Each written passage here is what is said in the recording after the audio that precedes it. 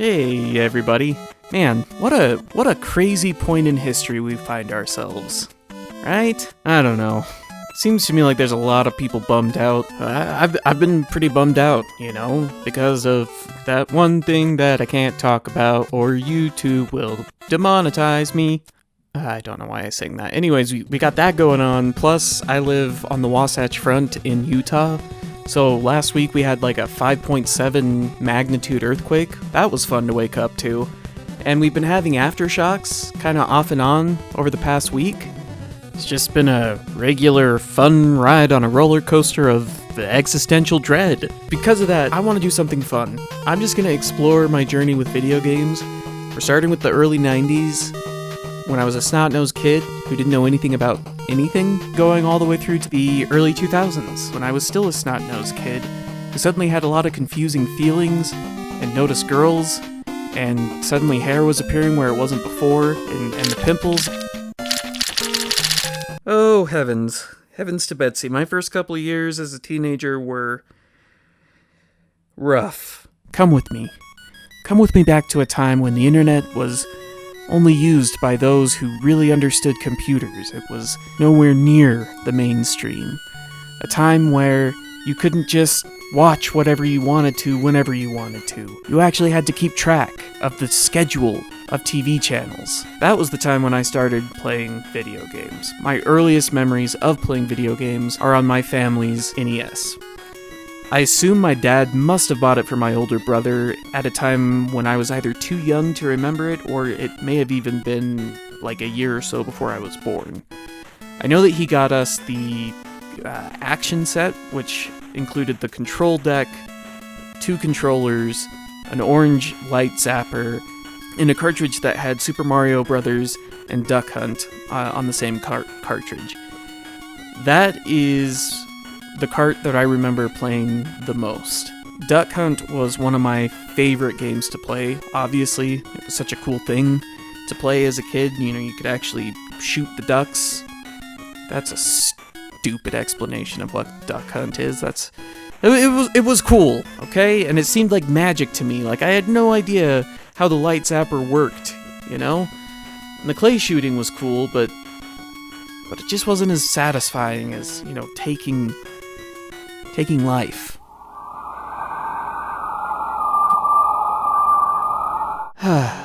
What's crazy about duck hunting is how old. Not duck hunting.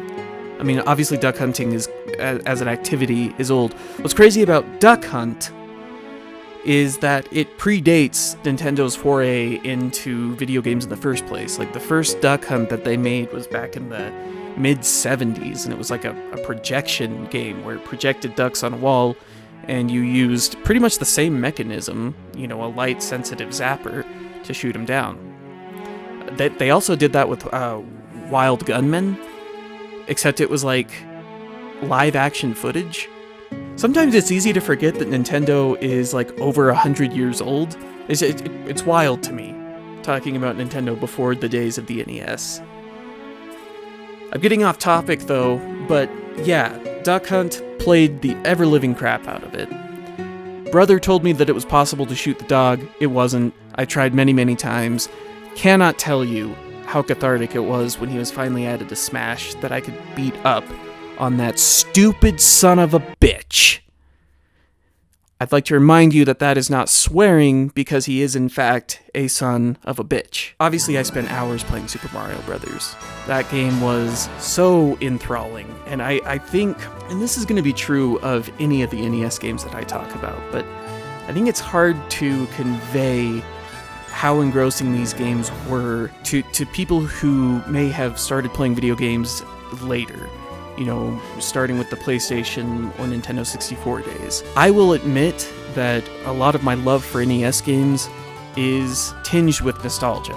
I go back and play them, and I can sort of muscle through the primitiveness and the frustration that is inherent in a lot of NES games. Because you gotta remember, at this time, the basic philosophy for game design was arcade-based, and arcade games are designed to eat quarters. In other words, they're hard, so you keep dying, so you have to keep putting quarters in to get continues. Super Mario Brothers wasn't like that. Super Mario Brothers is incredibly accessible. I'm not going to sit here and tell you why World 1-1 is brilliant. That's been done so many times. It says a lot about a game, and this is true of Super Mario Bros. 3, which would launch later on, and which I probably played more of, just because it was a newer game at the time, and let's face it, it looks better and has more to do than the original Super Mario Bros. But both of those games are accessible and easy to play for those who are not very skilled, i.e.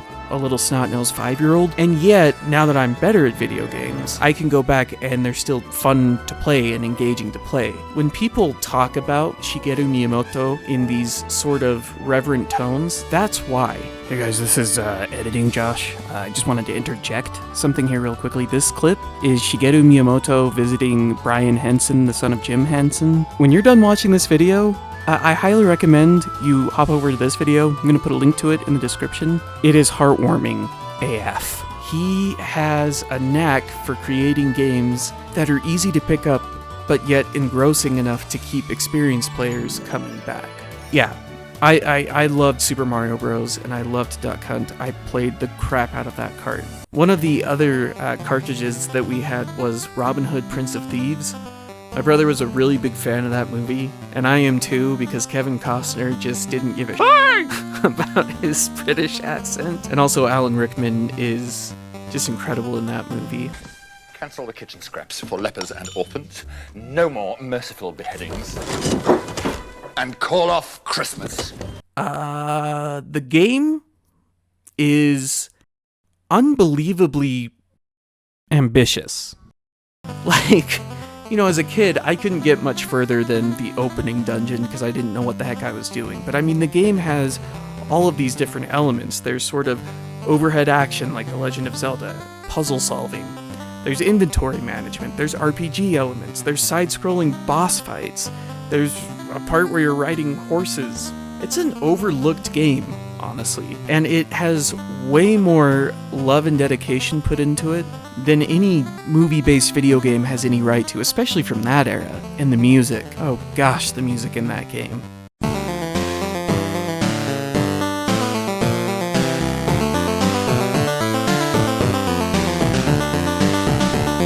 Just heavenly.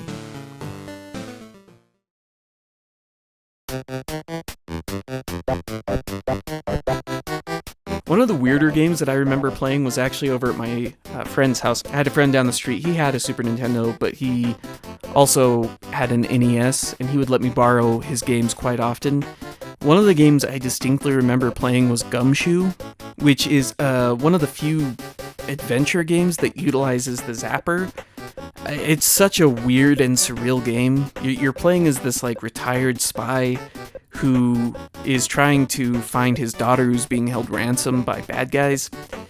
And you use the zapper to obviously blast out, you know, any bad guys or obstacles that are coming towards the Gumshoe. But then you shoot your character to get him to jump. He's like constantly moving to the right, and you shoot him to make him jump. Weird ass game. It's just a weird game, right?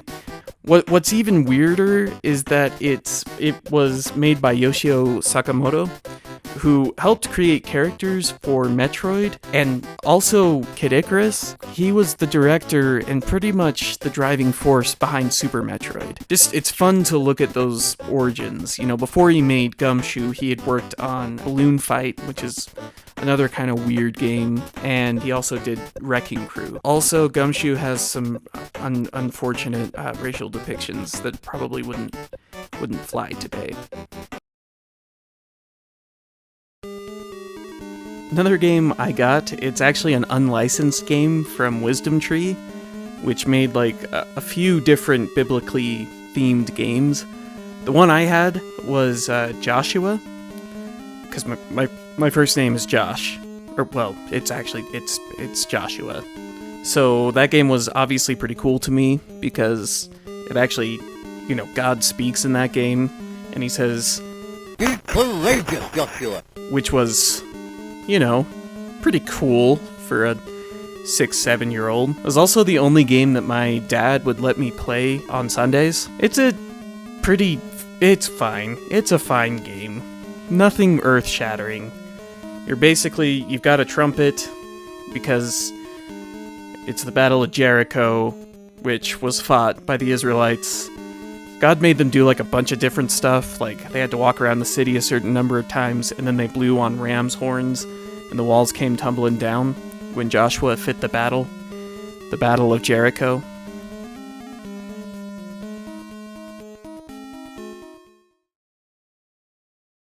All the mature, responsible things you could be doing. Helping old ladies cross the street, proudly maintaining your yard, hanging with your folks, or cleaning your room.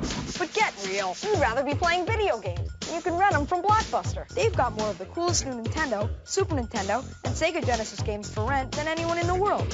Of course, part of playing video games in the 80s and 90s, a big chunk of it, because video games were expensive, you would rent them. I would go on a Friday night with my mom to Blockbuster. She would pick out a movie, and then usually I could either rent 2 movies or like a movie and a game. I don't remember renting a lot of NES titles.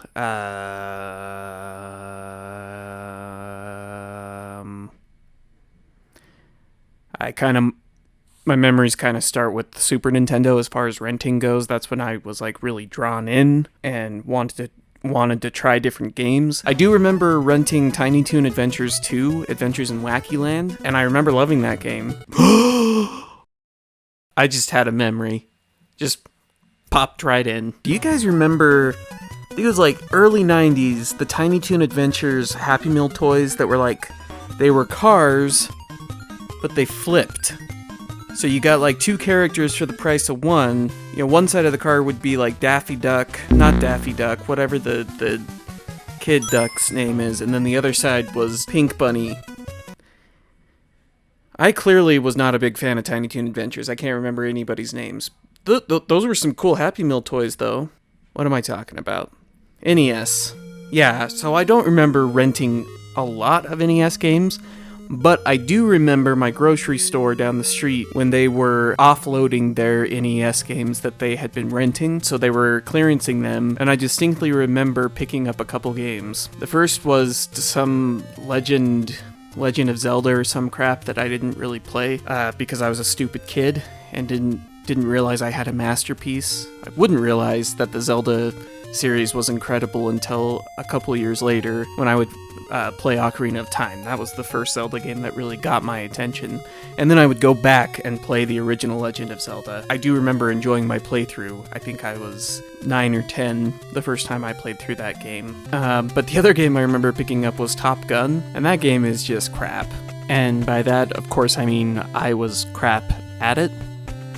Couldn't figure it out.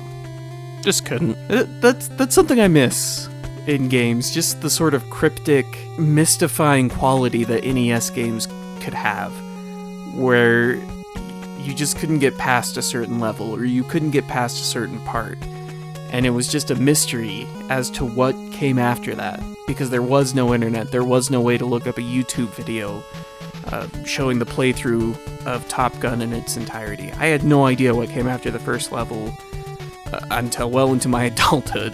The last NES game that I got was for my birthday, and it was actually after I got my Super Nintendo. I had a birthday party at Chuck E. Cheese with all my friends.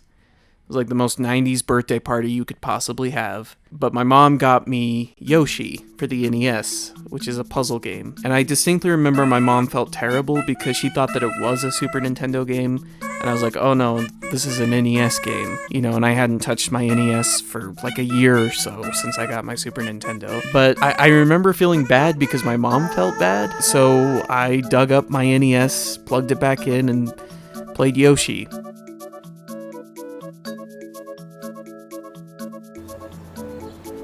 And that's all I have to say about that.